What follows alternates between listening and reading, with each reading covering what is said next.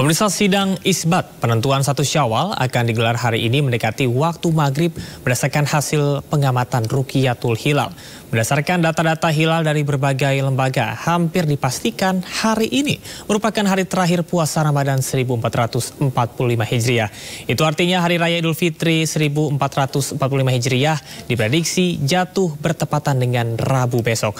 Dan untuk membahasnya sudah hadir di studio kami pakar perbandingan mazhab dari UIN Syarif Hidayatullah, Dr. Kiai Haji Mujar Ibnu Syarif. Assalamualaikum Pak Kiai, apa kabar, sehat? Waalaikumsalam Mas Jamar, alhamdulillah sehat ya. Baik Pak Kiai, ini mungkin tidak terasa ya, kemarin baru saja kita melaksanakan sidang isbat untuk penentuan 1 Ramadan. Namun sekarang sudah ada di penghujung bulan suci Ramadan. Sebetulnya seperti apa penetapan yang dilakukan dan apakah berdasarkan pengamatan Anda, ini selaku pakar perbandingan, Indonesia secara mayoritas Nahdlatul Ulama ini akan menetapkan bahwa besok adalah Idul Fitri?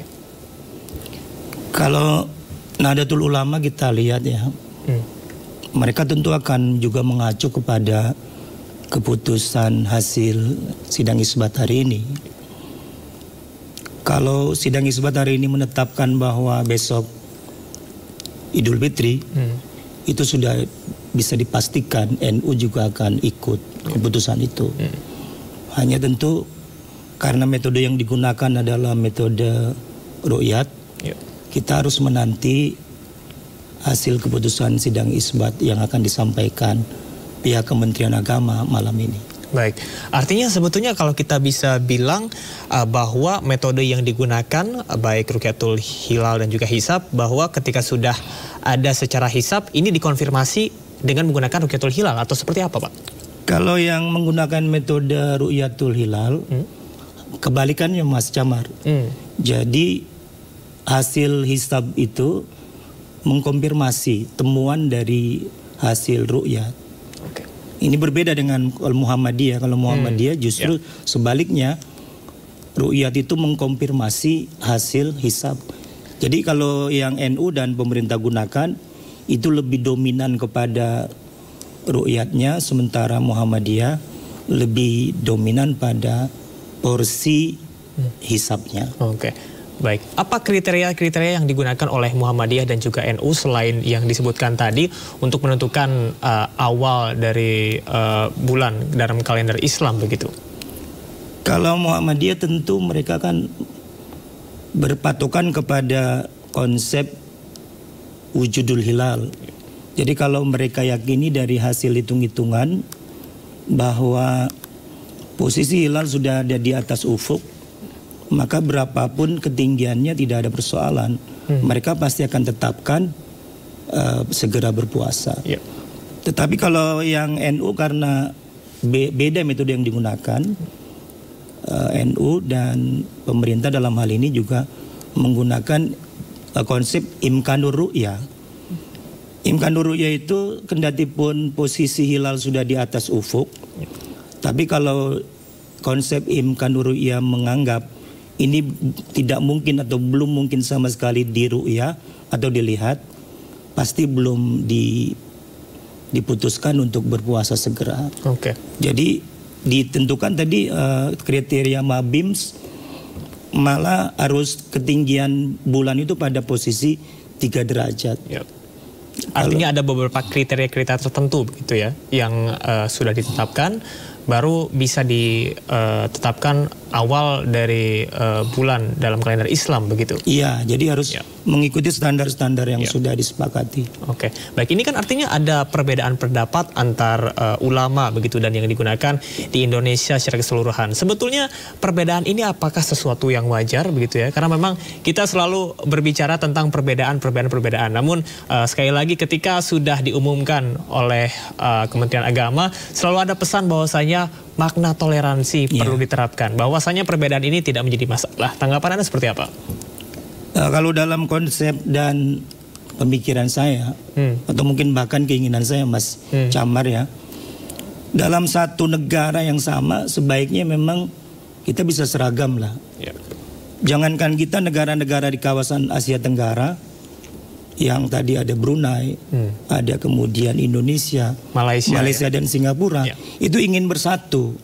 mengapa kita yang satu negara, satu bangsa tidak bersatu. Tetapi karena kita Indonesia menganut konsep bahwa perbedaan pendapat itu harus ditoleransi, kita Indonesia ini khususnya pemerintah amat besar sisi toleransinya kepada mazhab-mazhab yang berbeda.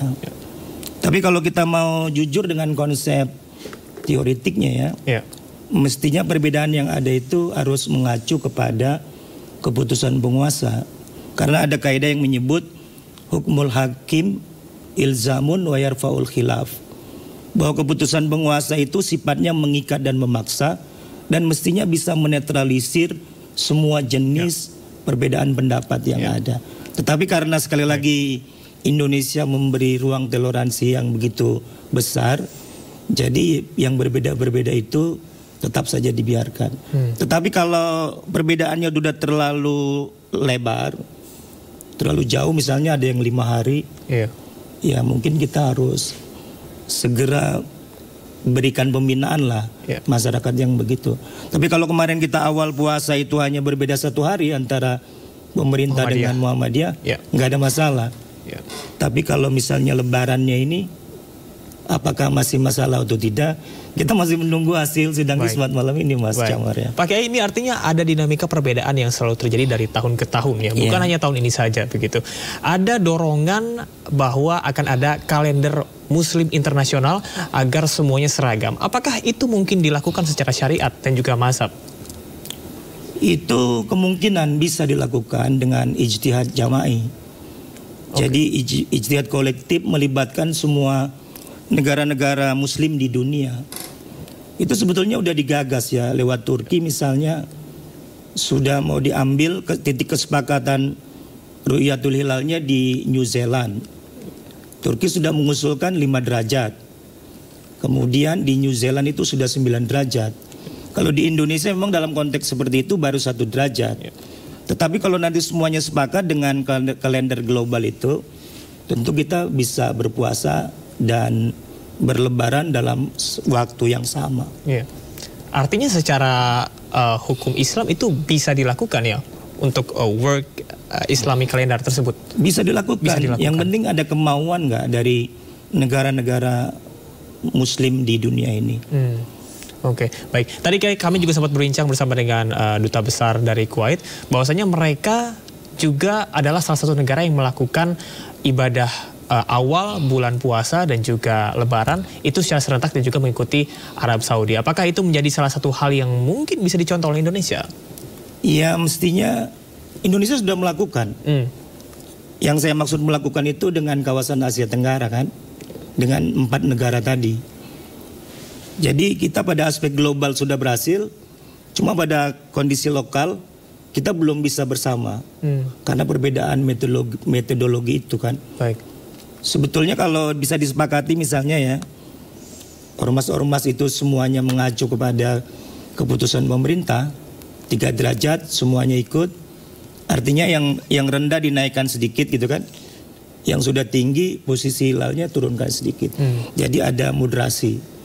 Sehingga semuanya bisa berpuasa dalam waktu yang sama. Atau berbuka juga Syawal berlebaran dalam waktu yang relatif sama. Baik.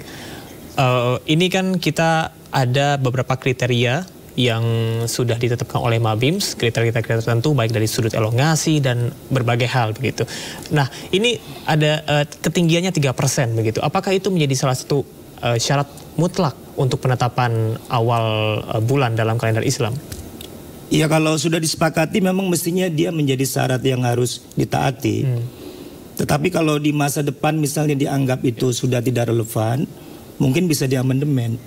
Kan sebelum ini ketinggian hilal dipatok 2 derajat. 3 derajat itu ketetapan yang disebut New Mabims. Itu keputusan terbaru dari Mabim. Jadi itu saya pikir tidak mutlak dia. Sekali waktu bisa ditinjau ulang, bisa diubah sesuai dengan keperluan dan kemaslahatan yang ingin digapai bersama. Baik. Pak Kiai, ini kalau kita berbicara lebih spesifik lagi dalam agama Islam, ini tentunya ada 4 mazhab yang kita kenal, ada Hanafi, Syafi'i, Hambali, dan juga Maliki. Bagaimana perbedaan kriteria dan juga penetapan dalam memandang untuk penetapan bulan awal bulan? Kalau jumhur ulama dari 4 mazhab itu, Mas Camar, di luar mazhab Syafi'i, itu memang mengambil pola keseragaman. Jadi kalau ada wilayah tertentu yang sudah berpuasa, maka wilayah lain yang berdekatan itu harus ikut keputusan yang pertama kali melihat hilal. Tetapi berbeda dengan yang jumhur ulama itu dari mazhab Syafi'i. Kalau beliau lihat sikon dulu, kalau negaranya memang masih wilayahnya berdekatan, silakan yang dekat-dekat itu mengacu kepada yang pertama kali menetapkan pernyataan sudah melihat hilal. Tetapi kalau wilayahnya berjauhan, tentu saja itu harus diperhatikan. Kemungkinan berbeda itu bisa ditoleransi. Jadi kalau kita ikut yang jumhur itu mestinya ya, sebaiknya dalam satu wilayah yang sama itu kita seragam lah, kompak bersama. Tetapi karena sekali lagi atas dasar kita memberi ruang berbeda dan menghormatinya, sampai hari ini Indonesia masih belum bisa menyelesaikan soal yang keseragaman itu. Oke, baik. Tapi kalau kita lihat secara komprehensif, tentunya hal tersebut mungkin dilakukan sesuai dengan syariat Islam, begitu ya. Bahkan sudah ada wacana begitu yang seperti Anda sampaikan tadi. Iya, itu mungkin dilakukan asal semua pihak itu berlapang hati untuk memilih pendapat dari suara terbanyak dan untuk kepentingan orang banyak juga. Jadi ego masing-masing kelompok, saya pikir sudah sebaiknya ya itu tidak dipertahankan sehingga masing-masing merasa pihaknya paling benar. Dalam soal perbedaan pendapat, memang begini, ada pernyataan pendapat kita benar menurut kita, tapi mengandung kemungkinan salah menurut orang. Pendapat orang mungkin salah menurut kita, tapi dia mengandung kemungkinan ada benarnya. Tetapi ini pada tataran yang belum diintervensi negara, Mas Camar ya. Jadi kalau sudah di handle oleh negara, dari banyak perbedaan-perbedaan itu lalu negara mengambil satu opsi yang mestinya sebaiknya ya, hemat saya, umat semuanya apapun mazhabnya di negara ini ya perlu menaati dan menghargai keputusan pemerintah itu. Baik, artinya Pak Kiai bisa bisa disimpulkan dari pernyataan Anda, mungkin masyarakat awam yang tidak mengidentifikasikan dirinya pada satu kelompok Islam tertentu, ini lebih baik mengikuti kepada pemerintah, begitu ya? Ya, lebih baik mengikuti pemerintah, sebab top leader kita tidak lain dan tidak bukan adalah pemerintah kita. Itu sesuai dengan arahan Allah dalam surah An-Nisa 59, wa atiullaha wa atiur rasula wa ulil amri minkum. Taatilah Allah, taati juga Rasulullah dan pemimpin yang sedang berkuasa memimpin kamu. Pak Kiai, kita tahan terlebih dahulu. Ini obrolannya semakin seru dan kita akan juga bahas nantinya setelah jeda berikut ini mengenai keutamaan bulan Syawal. Pemirsa, tetaplah bersama kami di Breaking News.